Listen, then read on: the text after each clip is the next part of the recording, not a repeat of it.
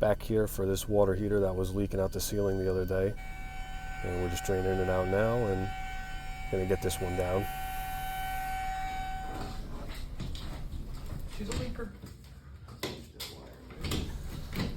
We just hooked up flexible hose from the hot and the cold side to use as a handle, and just dropped it. Someone else grabbed it, wasn't too bad.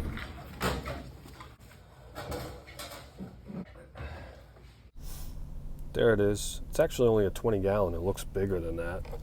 And we put back in a 30 right here. Tie this in.